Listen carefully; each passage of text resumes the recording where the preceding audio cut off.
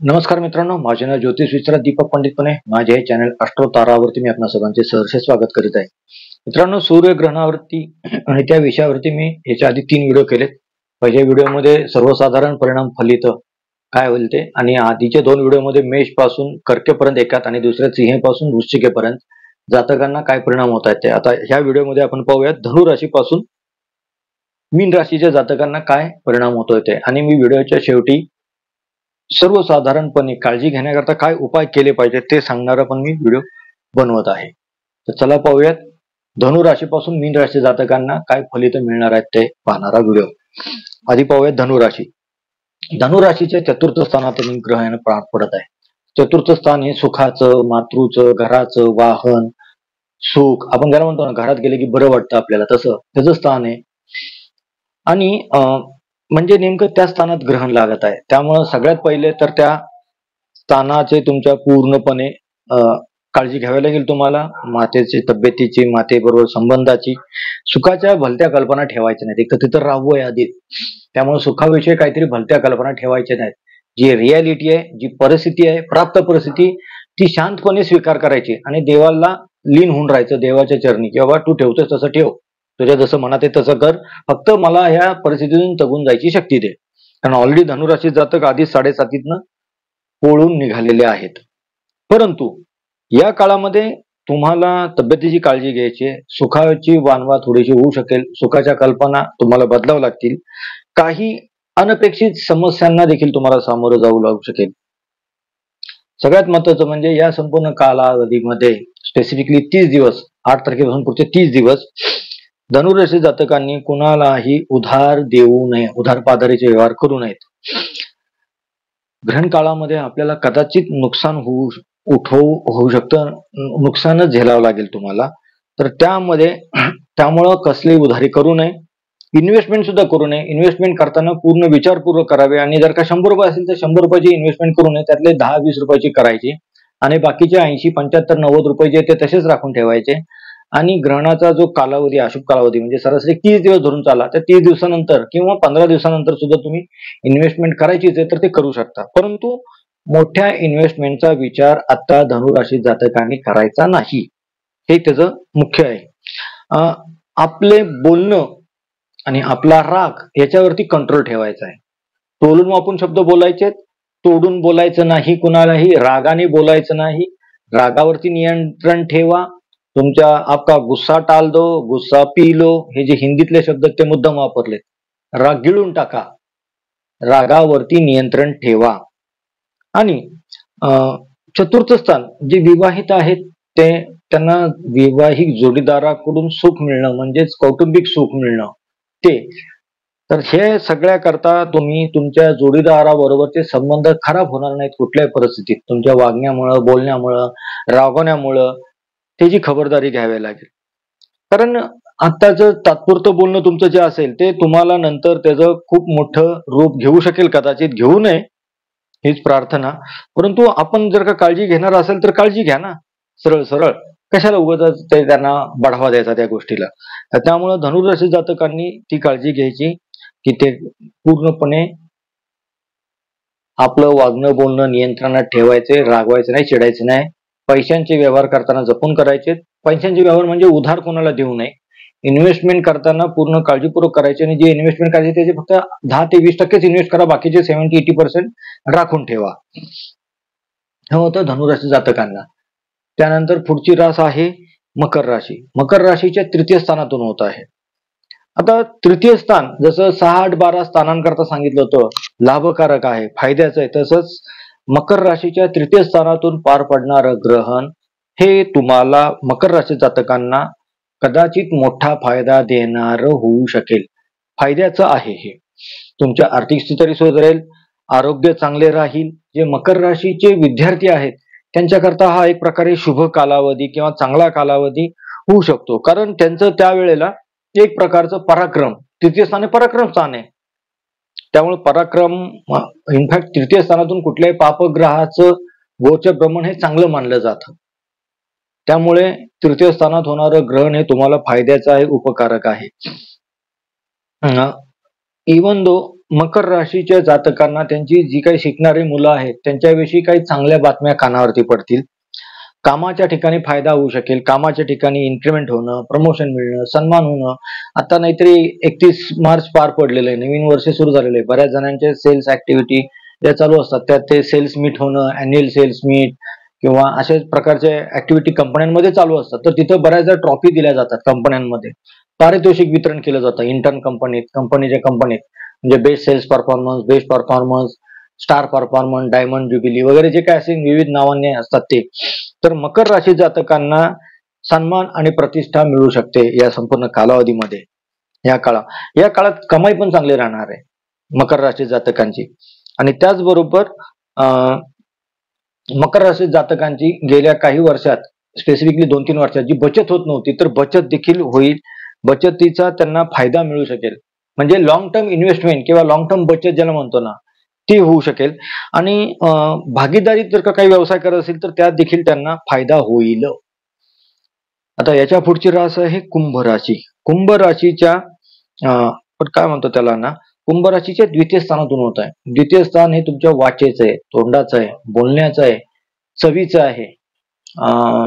त्याचबरोबर आपल्या खानदान कुटुंबाचं स्थान आहे. संचित धन म्हणजे जे आपण वाचवलेले पैसे ठेवतो ना, एफडी वगैरे करून ठेवतो किंवा घरात पैसे साठवून ठेवतो असे, किंवा साठवलेले पैसे असतात आपले ते, म्हणजे आपल्या रोजमर्रा के जे खर्च असतात कमाईतलं जमा खर्च करून जे काही पैसे शिल्लक राहतात 5-50 रुपये सॅलरीड माणसाचे, आता जास्त राहत असतील परंतु अंदाजे सांगतो, तर ते राहिलेले संचित धन ज्याला म्हणतात ते त्याचं स्थान आहे.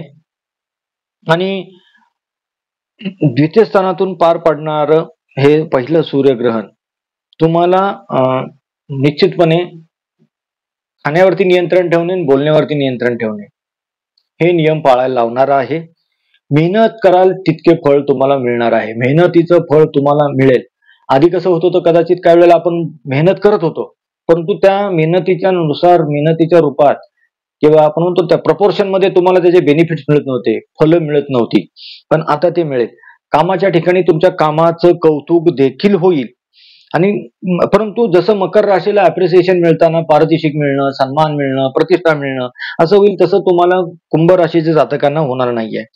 कारण कुंभ राशी जातकांना वेगळ्या प्रकारचे बेनिफिट्स कामातून मिळणार आहेत. इनफॅक्ट कुंभ राशी जातक जे कोणी नोकरी बदलायचा विचार करत असतील तर त्यांनी नोकरी बदलण्याचा विचार करावा, प्रयत्न करावं. निश्चितपणे त्यांना यश मिळेल. फक्त धावपळ होण्याची शक्यता आहे. म्हणजे नोकरी बदलताना कदाचित तुम्हाला आपण म्हणतो काही वेळेला कसं होतं ना, चांगली पोझिशन मिळते परंतु चांगलं गाव किंवा चांगलं शहर मिळत नाहीये, किंवा चांगलं शहर चांगलं गाव मिळतं पण चांगली पोझिशन मिळत नाही. म्हणजे बदली होता ना, आता मला ते सरकारी खात्यातले किंवा काही काही कंपन्यांमध्ये बदल्या होतात, ते त्याचं नक्की गणित माहित नाही, परंतु किंवा बँकांमध्ये सुद्धा होती बदली, भरपूर मल्टी ब्रँचेस असतात त्यांचे, तर ते परंतु योग्य ठिकाणी बदली, योग्य जागेवरती बदली आणि योग्य त्या पोझिशनला, योग्य त्या पदावरती बदली, हे असं होत नाही. यातलं कुठल्या तरी एका गोष्टीवरती कॉम्प्रोमाइज तुम्हाला करावा लागेल. परंतु नोकरी बदलण्याचा, बदलीचा जर का विचार करत असाल तर ते होईल. फक्त लाभ जो आहे त्यातनं तो अपेक्षेपेक्षा कमी पडेल. म्हणजे चांगल्या पोझिशन, चांगलं गाव नाहीये, चांगलं गाव किंवा चांगला एरिया तर चांगली पोझिशन नाही, असं होऊ शकेल. परंतु व्हायची शक्यता आहे. प्रयत्न करा, मिळेल यश. गुंतवणुकीपासून सावध राहावे. कुंभ राशी जातकांनी पैसे अडकून पडून राहायची शक्यता जास्त आहे. म्हणजे त्याचा लाभ मिळायच्या ऐवजी तोटा नाही होणार परंतु अडकून पडून राहतील कदाचित. मालमत्ता खरेदी करताना कुंभ राशी जातकांनी करार मदार, त्याचं पेपर वर्क, त्याचा सर्च रिपोर्ट वगैरे सगळा प्रॉपर करून, प्रॉपर योग्य त्या वकिलांचा सल्ला घेऊन त्यानंतरच कायदेशीर बाबी पूर्ण तपासून घेऊन मगच त्यानंतर पुढील पाऊल टाकावे. डायरेक्टली अंधविश्वास ठेवून, आंधळेपणाने विश्वास ठेवून, पूर्ण विश्वास ठेवून व्यवहार करू नये. धोका मिळायची शक्यता जास्त आहे. ही मात्र खबरदारी कुंभ राशी जातकांना प्रकर्षाने घ्यावी लागणार आहे आणि त्यांनी ती घ्यावीच. मी तर म्हणतो पुढचे 30 दिवस जरा व्यवहार नाही केले तरी चालणार असेल तर टाळाव्यात व्यवहार. कारण ह्या सगळ्या बाबी ज्या आहेत ना, या कायदे आपण किती जरी काळजी घ्यायची म्हणले ना तरी एखादा शब्द जरी इकडे तिकडे झाला तर तो तुम्हाला फ्युचरमध्ये पुढच्या 10-20 वर्षानंतर त्रासदिक व्हायची शक्यता नाकारता येत नाहीये. आता याच्या पुढची राशी आहे ती मीन राशी. मीन राशीच्या प्रथम स्थानातच हे ग्रहण पार पडत आहे. मीन राशीतच ह्या ग्रहांची मांदियाळी झालेली आहे.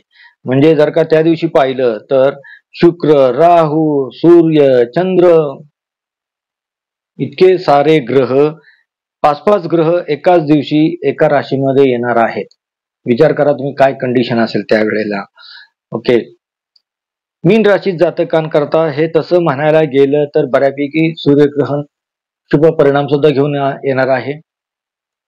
त्यांच्या स्वतःविषयी असलेल्या कल्पना काहीच्या काही अफाट व्हायची शक्यता आहे. ते त्यांनी स्वतःच्या कल्पनांना लगाम घालावा. मीन राशीत जातकांनी स्वतःविषयी अवास्तव कल्पना परिकल्पना मांडून तो फुगा फुगू नये.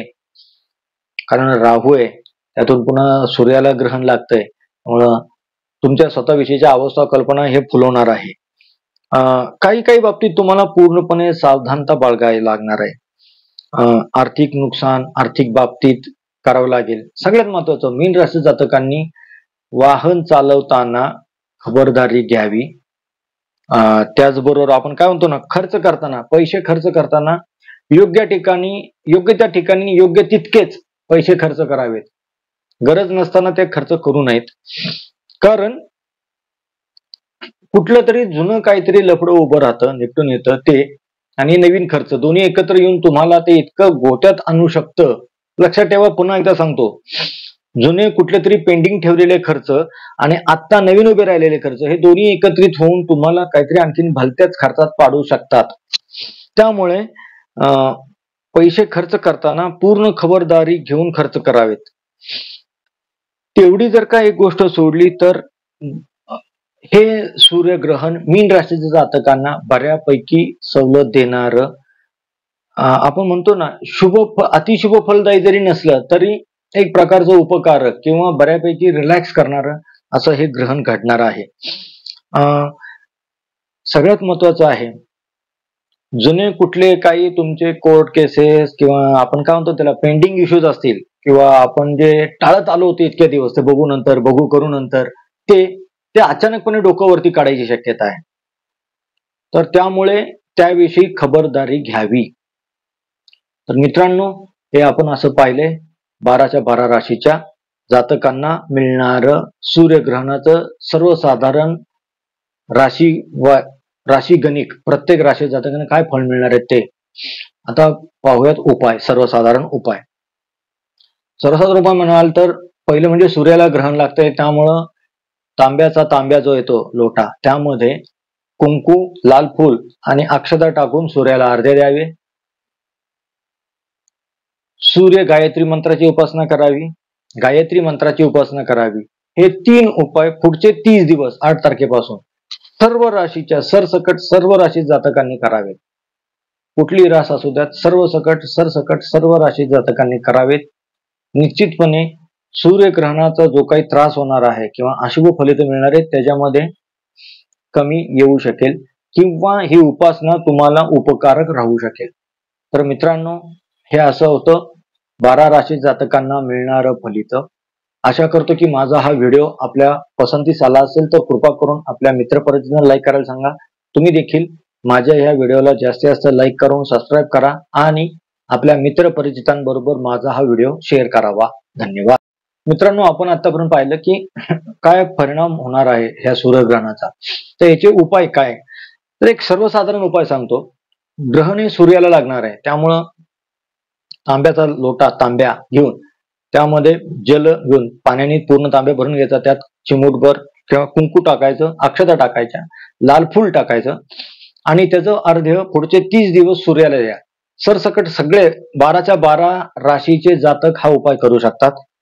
गायत्री मंत्राची उपासना करा, गायत्री मंत्राचा जप करा आणि सूर्य गायत्री मंत्र येतो, तुम्हाला गुगल केला तर मिळेल किंवा मी सुद्धा डिस्क्रिप्शन मध्ये देता येतं का बघतो, हे दोन्ही का सूर्य गायत्री मंत्र आणि गायत्री मंत्र, तर त्याचा जितका जप करता येईल तितका करा. अतिशय उपकारक आणि सूर्यग्रहणाची जी काही अपाय होणार आहे तुम्हाला किंवा त्रास होणार आहे तर त्यातून सुटका होण्याकरता किंवा तो त्रासाची तीव्रता कमी होण्याकरता सूर्य गायत्री मंत्राची उपासना आणि सूर्याला अर्घ्य देण्याची जी पद्धत आहे आपली परंपरागत चालत आलेली पद्धत आहे ती निश्चितपणे उपकारक ठरेल. तर आशा करतो की माझा हा व्हिडिओ आपल्या पसंतीस आला असेल तर कृपा करून माझ्या चॅनलला लाईक करा, सबस्क्राईब करा, आपल्या मित्र परिचय देखील लाईक आणि सबस्क्राईब करायला सांगा. धन्यवाद.